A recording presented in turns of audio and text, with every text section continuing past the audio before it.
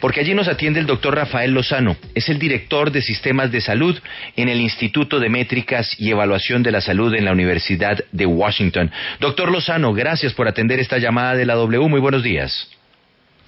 Muy buenos días, Juan Pablo. A sus órdenes. Bueno, doctor Lozano, usted, el Instituto de Métricas y Evaluación de la Salud, ha hecho desde que arrancó esta pandemia una serie de proyecciones que permiten por lo menos tener una visión medianamente cercana de lo que puede pasar a futuro con la pandemia, número de contagios, número de muertes. Y yo quiero que nos detengamos primero en Colombia. Según el INME, el instituto que usted dirige, para Colombia se proyectan aproximadamente 2.157 muertes hasta comienzos de agosto de este año. ¿Cómo se hace esa proyección? ¿Cómo se llega a esa cifra? Muchas gracias por la oportunidad de compartir. Si me permite y con todo respeto hago una aclaración. Yo no dirijo el instituto, lo dirige el doctor Christopher Murray. Yo soy un profesor de la universidad encargado del área de sistemas de salud, como usted lo dijo al principio. Tengo que hacer esa aclaración para no llevarme créditos que no me corresponden. En segundo lugar, mire, el modelo es un modelo de proyección que surge por una necesidad utilitaria. Los hospitales de la Universidad de Washington nos pidieron ayuda y de ahí fue que empezamos a hacer los modelos para ver cómo iba a estar la presión de camas en los momentos del pico de la epidemia. Y de ahí se fue generalizando además estados de los Estados Unidos, a Europa, posteriormente a países de América Latina.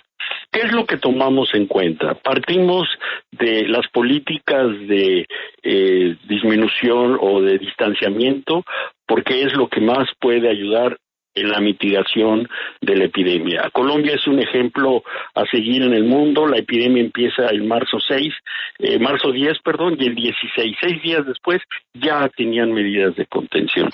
¿Cómo hacemos las proyecciones? Bueno, tomamos en consideración esas políticas, la movilidad de la población, es decir, qué tanto responde a eso, y los datos que se publican por parte de las autoridades sanitarias en relación con la epidemia. Y quiero hacer una corrección porque el dato que usted tiene es antes de considerar la última semana en donde se observa un pico en el número de casos en el país, lo cual nos arroja una cifra ligeramente diferente. 3.450 muertes son las que estamos proyectando para el 4 de agosto.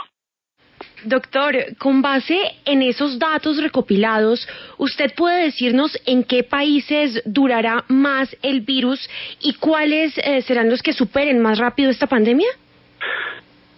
En realidad, muchas gracias, Camila. En realidad nosotros no podemos establecer cuánto durará el virus porque no depende de las proyecciones. Eso tiene que ver con cómo se comporta la sociedad, la vacuna, etcétera, y eso está por verse. Pero sí le podemos decir que en la medida en que no se presenten esta propagación del contagio tan fuerte como existió en Nueva York, en Madrid, en la Emilia-Romagna, que escuchaba que decían en la radio, las epidemias tienden a ser más lentas en términos del tiempo, pero menos difíciles para el sistema de salud y para la sociedad en su conjunto. El caso de Colombia estamos haciendo una predicción de una epidemia que va creciendo y que se va a estabilizar. No tenemos claridad en cuándo, pero que sí, por lo menos en los siguientes 3 meses va a haber casos en el país. Doctor, hay una tendencia en Colombia sobre el caso de contagios que suben y los muertos no suben de la misma forma, sino que al parecer se mantiene, entre comillas, estable. ¿Qué lectura le podemos dar los ciudadanos a esa tendencia en específico? ¿Qué tanta preocupación debemos tenerle justo cuando en este momento estamos empezando a reabrir gradualmente nuestro país? Los criterios de apertura son fundamentales y hay que tener en cuenta diferentes condicionamientos, porque efectivamente la propagación del virus puede mostrar crecimientos exponenciales difíciles de contener. No necesariamente la mortalidad captura toda la epidemia, pero es un buen indicador. El hecho de que esté estable en Colombia quiere decir que los casos no se están agravando y que el contagio está siendo entre personas que pueden manejar mejor la enfermedad.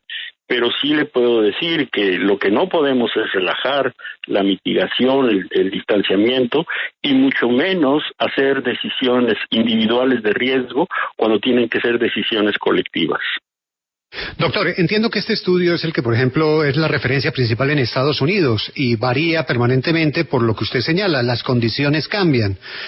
Sin duda el aislamiento ha servido y por eso había una proyección. En la medida que se ha abierto, ustedes han proyectado nuevas cifras para los Estados Unidos y me imagino que eso se replica en todas las partes donde hacen el análisis. Entendiendo que ese aislamiento funciona, pero se hace imposible sostenerlo demasiado tiempo por razones económicas. ¿Qué tanto puede variar eso si nosotros todavía no conocemos cuál es nuestro pico? En realidad, de todo lo que usted me pregunta, le agradezco mucho. Quitaría la palabra imposible. Las cosas pueden funcionar si logramos adaptarnos, pero sí lo que no podemos es correr el riesgo de enfrentarnos a un virus que desconocemos cuál es su manejo terapéutico y cómo lo podemos prevenir.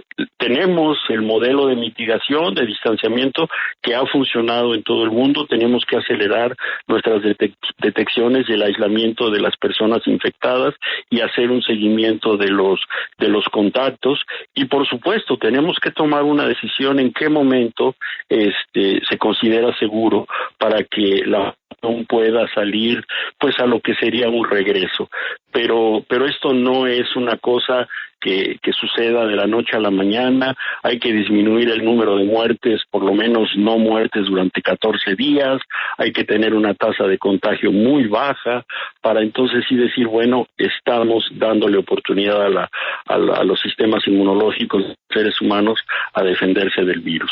Claro, doctor, una reapertura apresurada en un lugar donde se estén manejando bien las cosas puede hacer perder el camino ganado, porque esa es una de las grandes preocupaciones que se presentan en todo lado, que las necesidades de reapertura lleven a que se pierde lo que se ha ganado con esa restricción de movilidad. Sin duda, y mire, Juan Pablo, quiero decirle que es una discusión muy difícil.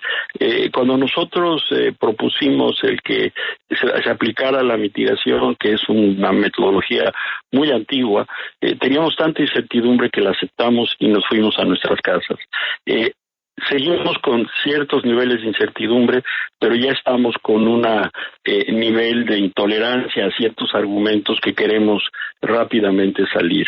Aquí el problema es de que puede propagarse el virus otra vez y todo el trabajo avanzado se puede venir abajo. Transportes colectivos con distanciamiento, restaurantes al 30%, supermercados con una capacidad del 30%. La sociedad poco a poco va a ir adaptándose a eso y también a la dificultad de no viajes que no sean necesarios en términos de negocios. Es muy difícil hacer una discusión teórica de esto porque hay demasiados intereses que tenemos que proteger entre todos. Doctor, pero la noticia realmente está con las cifras, entonces hablemos de cifras en el mundo, en Latinoamérica y en Colombia. ¿Cuál es esa predicción? Difícil de establecer una predicción en el mundo. En América Latina nosotros podemos decir que llegamos unas semanas después de lo que llegó Europa a la epidemia, y por otro lado también podemos establecer que la tendencia, al menos en algunos países como es Brasil, como es México, es ascendente. En Chile relajaron y ahora están con problemas nuevamente de volver a endurecer las medidas de distanciamiento. En Argentina está sucediendo algo similar. Colombia creo que es uno de los ejemplos más importantes en términos de la forma como la sociedad se ha pegado, sobre todo en las grandes capitales, al distanciamiento, y en ese sentido puede tener un aplanamiento en el corto plazo. Doctor, me detengo en su país, en México. Se ha hablado mucho de que las cifras de los muertos son erróneas, incluso algunas muertes no han sido reportadas, según algunos medios de comunicación, por el gobierno de México. Primero, ¿qué tan cierto es? Y segundo, ¿cómo es esa situación en ese país que incluso los ventiladores que recientemente han llegado no lo saben manejar, según algunos médicos? Bueno, muy buenas preguntas. La primera, mire, es muy difícil asegurar que el 100% de muertes, cualquiera de los países, incluyendo los más ricos, la reportan. Yo escuchaba, antes de empezar esta entrevista, que en la Lombardía están observando un exceso de mortalidad en comparación con los años anteriores, y eso tiene que ver no nada más con COVID-19, tiene que ver con que el sistema de salud se satura y muchos enfermos no logran llegar por otras condiciones cardíacas, diabetes, etcétera. Entonces, hay cierto nivel de incertidumbre. Lo que sucedió en mi país es que hubo una regulación muy estricta de que si no estaba probado que era COVID-19 usando la prueba de PCR, no se podía decir que era COVID, era una muerte por COVID. Y eso dejó un margen que fue creciendo, y que ahora, bueno, pues se está expresando en las estadísticas. Se han formado comités y están tratando de verificar en aquellos en donde hay neumonías atípicas o insuficiencias respiratorias que pudieran estar asociados con COVID. Y entonces, hablar de un ocultamiento de cifras es un poco fuerte, más bien es desorganización en el manejo de cifras.